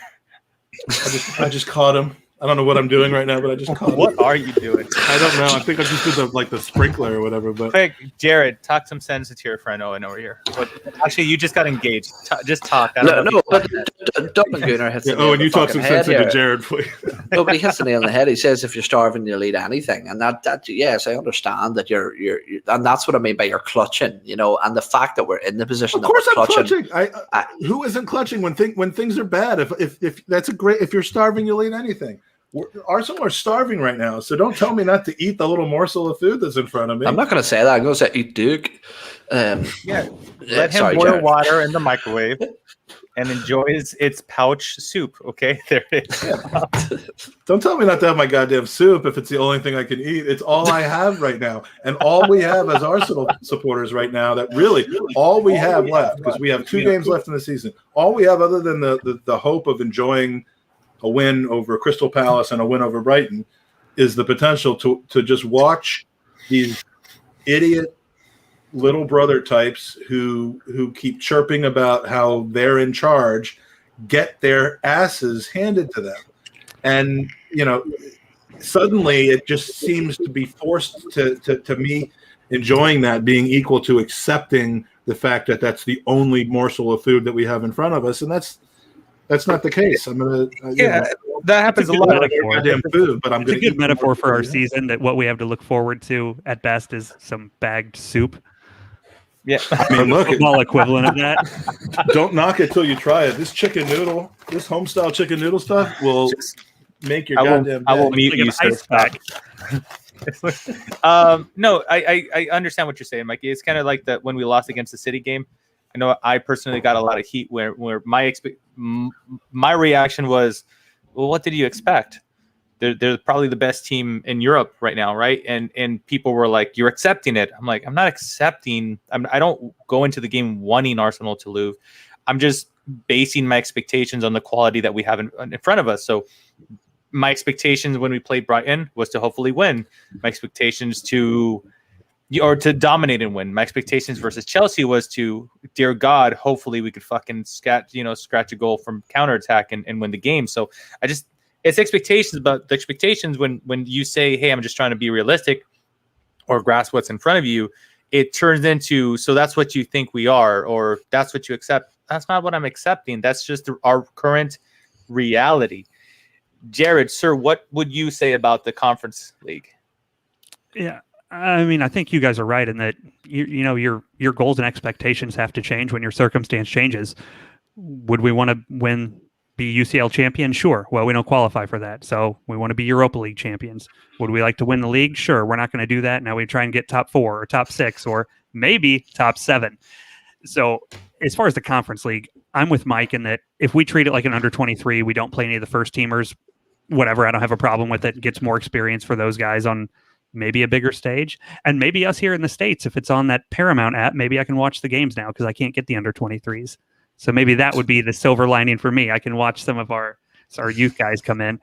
But I really don't care about it much. But if the question is, do I want to finish 8th or finish 7th in front of Spurs and be in the Conference League? Give me 7th all day. I'd rather finish 6th and 7th and on up the line. So the better we finish, great. But I mean, I'm not going to be super disappointed if we're not playing in whatever the Conference League is next year by any means. But, you always want to qualify for anything you can qualify for. Danny, and again, I'm not saying that I want us to finish below Spurs to make a point.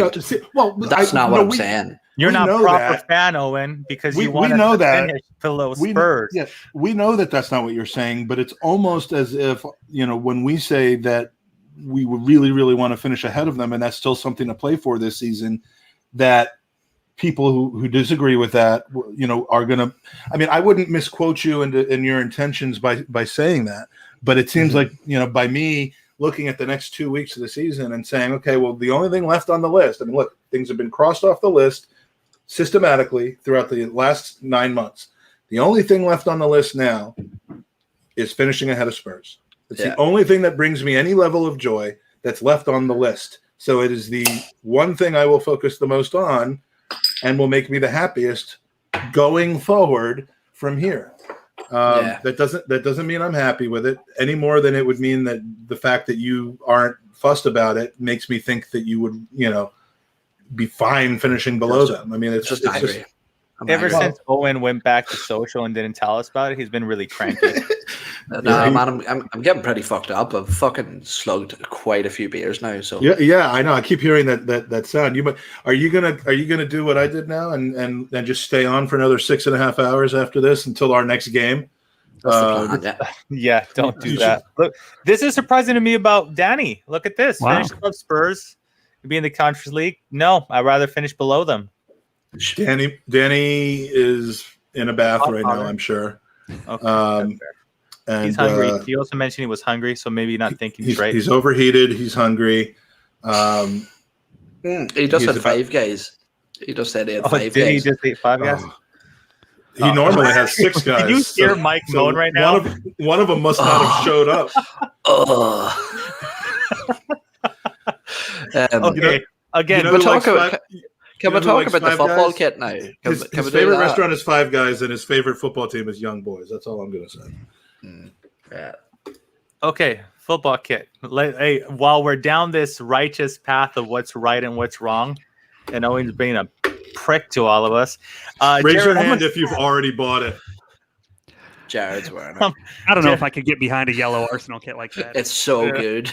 It's so good. Good, dude. So, does that piss you off because you wanted to hate them so that you could? Man, you could go like, I ain't buying this goddamn you shit. just said earlier, right?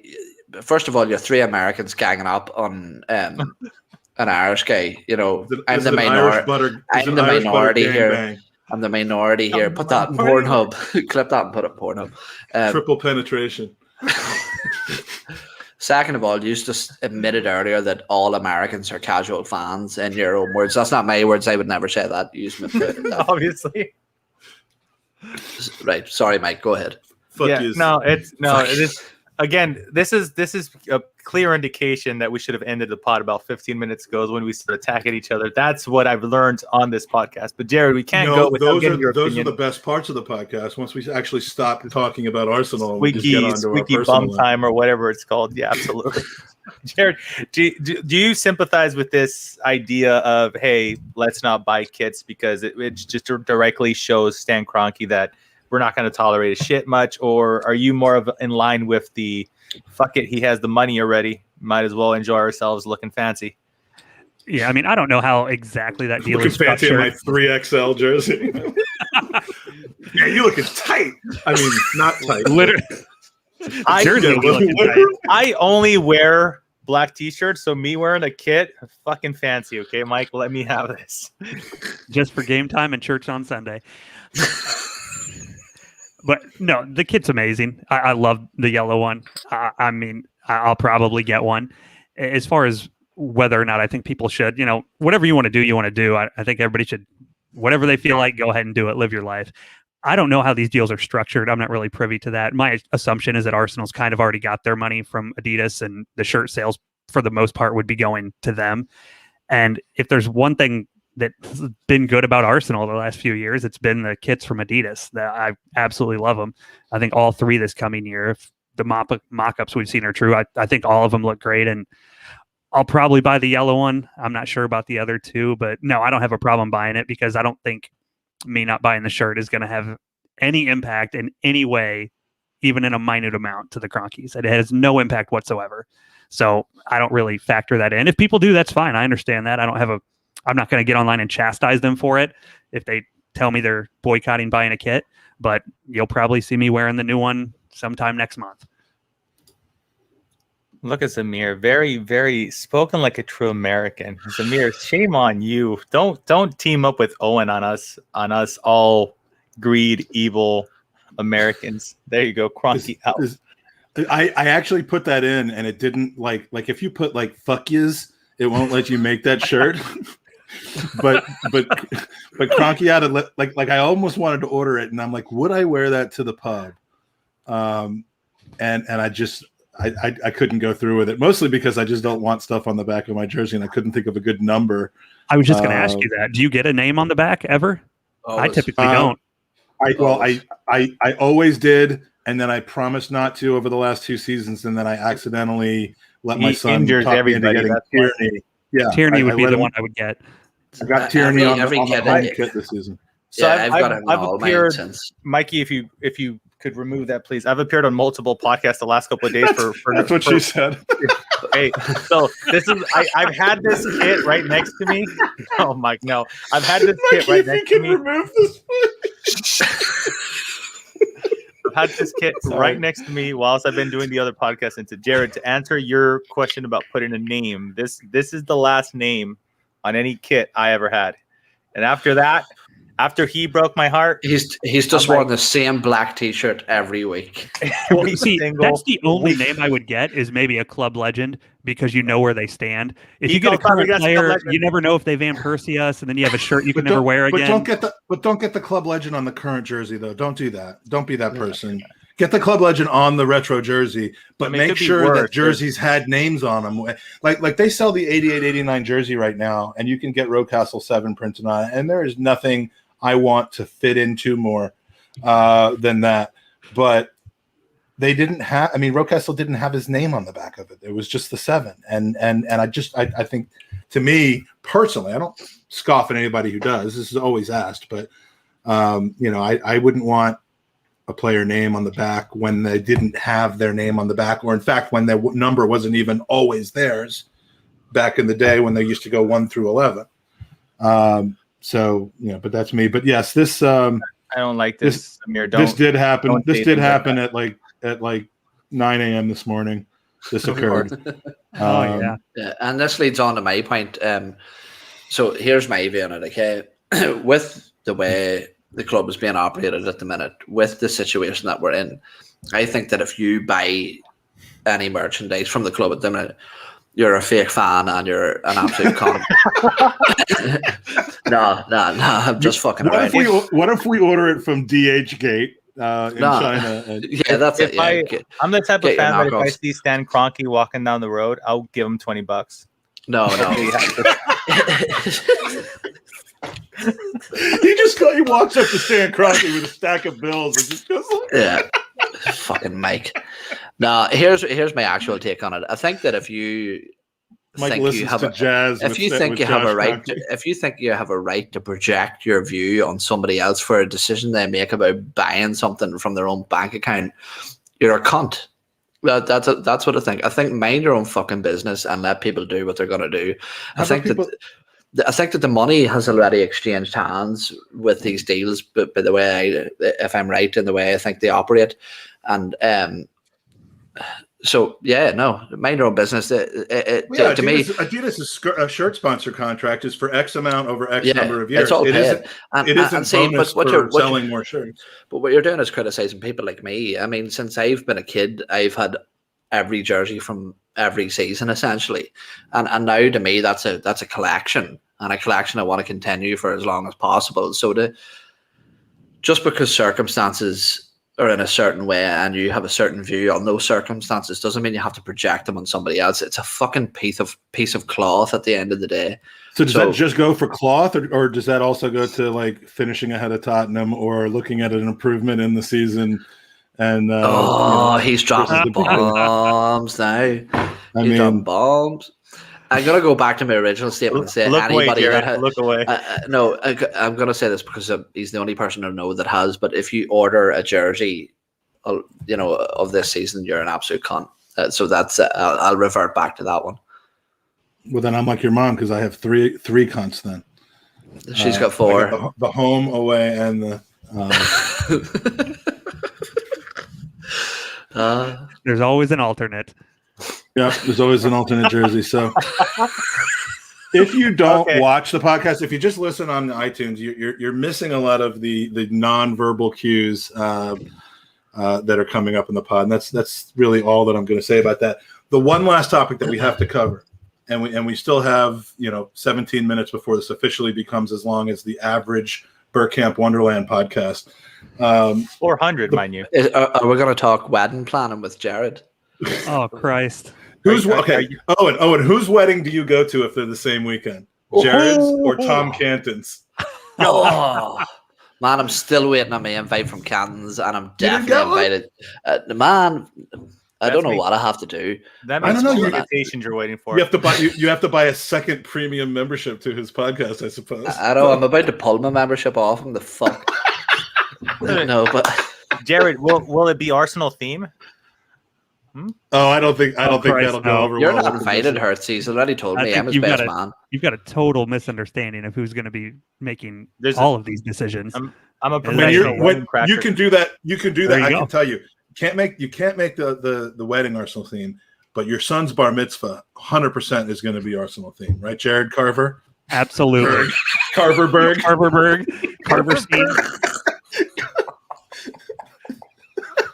Carviniowitz.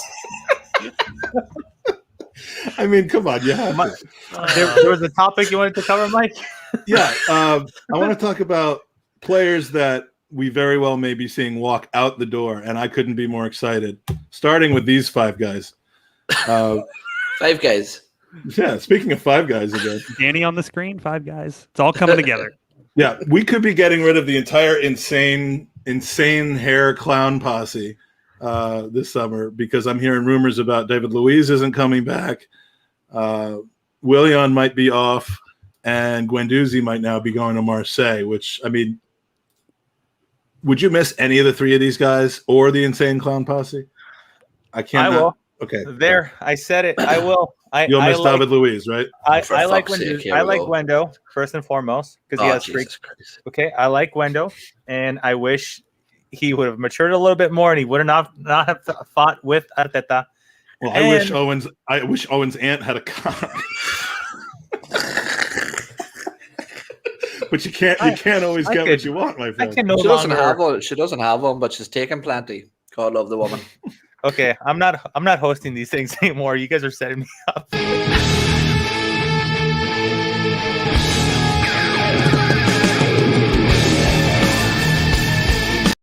I decided to play that in honor of Owen's almost spontaneously combusting from whatever it was that he ingested.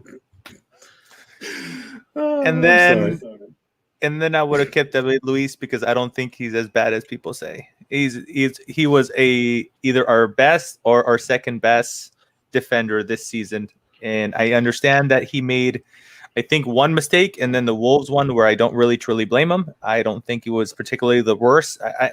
Look, if we're weighing him up on bad signings, I could think of a lot of worse signings than David Luiz. I've come around on David Luiz, but I still would not be thrilled about him. Getting another whatever it is that another pay rise to stay another year. I mean, at some point we have to stop doing that. And if we're moving on from him because we anticipate bringing Saliba back or signing somebody new or giving a better opportunity to Chambers, or I don't know what the case is going to be, but I'm okay letting the old guys go and getting back the new ones. So, or not new ones, but younger ones. So I wouldn't miss any of the three of them if they left. I would hope that we can at least get money for one of them, that being Guendouzi. But I saw a rumor that Granit Xhaka is apparently saying he wants to leave today. Did anyone else read that? Yeah, I hate rumors like that where they're like, oh, says some people within the club or staff is thinking and get the vibe. I absolutely hate those things, Mikey. I always think, isn't it funny that like these players, Willie and David Luiz, whoever, Granit Xhaka, let's say Aubameyang, Willie, anybody, any of them, they perform poorly over the course of a season, that bad that we don't even get into Europe for the first time in 26 years. They want to leave. And then they have the cheek to turn around and say they want to leave for European football. Get fucked. All of them get fucked. No, but Ozil would have stayed here. Just loyal. But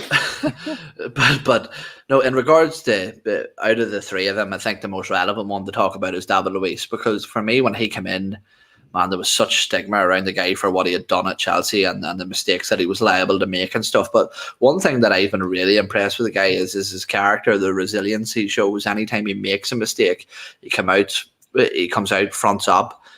And when you see him on the pitch the week after or for numerous games after, there seems to be, he has the bit between his teeth to go out and prove that he's worth something. And for me, he has done that over the course of his Arsenal career, as short as it may be. For fuck's sake. This is going on too long.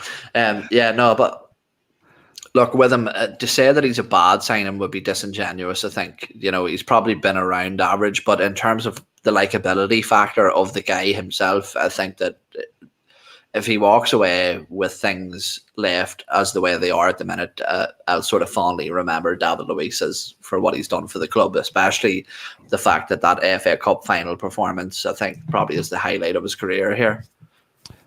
That's true. My thoughts on, I'll look at Guendouzi and Luiz. Guendouzi, he has some raw talent, and he's one of those guys that everybody's going to say as soon as he matures, he's going to be really good, and then he never matures. That's exactly what he's going to be. He's going to be at 26 what he is at 22 or 3, however old he is now. As far as that Luiz, guy, who's that guy from PSG, the midfielder that we were always rumored to sign? And he's Rabiot. No, Rabiot. Oh, Rabiot. Rabiot and Juve now. Is he performing well there, or is he turning into like Guendouzi plus 5 years? Mm-hmm. Right. Yeah. He's been playing. He plays way more than Gwendo, and he's been performing fairly well. Okay. So it might not be the best. But can I even throw this in, and then Jared, maybe you can fucking follow on from it. But I'm just getting really aggressive now. The Irish alcoholism is coming out in me now. But let's talk about because it's something. Maybe you can jump in with some of your goddamn bullshit. But somebody that we've all sort of failed to mention is Willian. All right, and the one thing I will say about this. Apparently, Willian wants to leave, okay? For a player at his age, on the contract that he's on, to be actively looking to move on from the club, I think it's quite admirable, to be honest with you, because he could just sit cushy and retire here, yet he's willing to go off and seek better opportunities for playing time and accolades somewhere else. Yeah, I mean, I don't know what his options are. What a boon for Arsenal that would be if we get out of his contract and he goes elsewhere. That'd be unbelievable. If he goes to LA. And that may be the option. Somewhere like the Galaxy may pay him, he'll be one of the highest paid players in MLS for sure. And he'll go there and be relevant versus sitting on our bench the whole time. It'd be unbelievably good for Arsenal if we could get out from under his contract over the next 2 years. That'd be a huge win. Mm-hmm, mm-hmm. And that's exactly my point, is the fact that for him to have the initiative to go and do that rather than trying to remain current and stay at a prestigious club like Arsenal, that's the difference between Mesut Ozil and Alexis Sanchez. Sanchez with United. I mean, one of them was perfectly content to just ride out his contract and try to win the public relations war, and then the other one was kind of probably embarrassed to not be able to do more and said, cut me loose from my contract and let me go someplace else where I can hopefully contribute. And to his credit, I think he's done fairly well as far as I know. I don't watch Serie A very much, but like some players want to play football, others want to collect a check. And we need to stop getting the people who want to collect a check. If Willian really does want to move on and play somewhere else, which would be shocking because it's not like he hasn't been given more opportunity than he deserved already. That'll be my favorite transfer of the summer. I think we could bring in Mbappe and Holland and getting rid of Willian for like £2 million would be my top transfer of all time. I think Willian is realizing that his chance is drying up now. Like Rowe came through, Martinelli came through. We had like a few months where we didn't see William at all, until last couple of minutes where literally we're just throwing the kitchen sink at everything. So as far as starting games, this was one of the first league games, not the Chelsea, but the one before, which I'm West Brom, I believe he started. We haven't seen him start in a really long time. He got displaced by Pepe, rise of form, Rowe, and Odegaard. When they're both healthy, he normally prefers playing Smith Rowe out on the left versus Williams. So maybe I was making this same argument in an Arsenal group that I'm in, where I was telling them I could totally see the contract just being nulled by both parties. Just say no payout to leave. I honestly think Williams strikes me as somebody that he wants to play still. So that's my theory with it. So yeah, to Mikey's point, I could see him playing on like Galaxy if he does come to MLS, right? Or New York, whatever big city, team, where ignore all the smaller teams because we don't got cool cities to live in. So I could totally see him settling in one of the LA teams, New York, or possibly even Miami. Mike, because we're off the rails, and you know that I love you. I have to. Nothing good has ever came from. I'm gonna leave because this is already sounding bad for me. I've been waiting for a long time to ask you this, but like, I know you know how it's spelled and pronounced, but does it sound to anyone else like he's saying William? It does, all the time. Yeah, I don't have the guts to correct the poor guy. I don't know why I felt that this was the right time, and I don't know if I'm. This is an intervention. No, I know that you know this. I'm not. But I mean, am I just hearing it wrong? I don't know. I people have fun with the way I say Arteta all the time. So maybe I'm just pronouncing however I pronounce it, and that's how it comes off. I don't know. Jared told me he gets a little flutter in his dick every time you say Arteta. Well, that's the last time. If you don't love him at William, you don't deserve him at Arteta. Exactly. That's you know what I for the first 14 minutes of this podcast, he was saying William, and then the last 22, he said Arteta, and I will take that level of improvement. Mike, can we please end the pod now? No, I've got one last topic of discussion before we go. Jared, what did you have for dinner this evening? Dinner? It's not even 6 o'clock yet. For fuck's sake. Fucking get a real Americans. Anyway. Americans in your time zones. Goddamn being weird about the time. All right, guys. I think that's it. I think we're done. We have solved all of Arsenal's problems. Obviously. We have created brand new ones for each of us in our personal lives. I think I've played every single video that we have except for this one. Ho, ho, ho, it's magic. And with that, I shall say until next. Congratulations, Jared. Congratulations. Almost forgot. Yes, congratulations to Jared for making a decision on something. Similar to that of Arteta and William.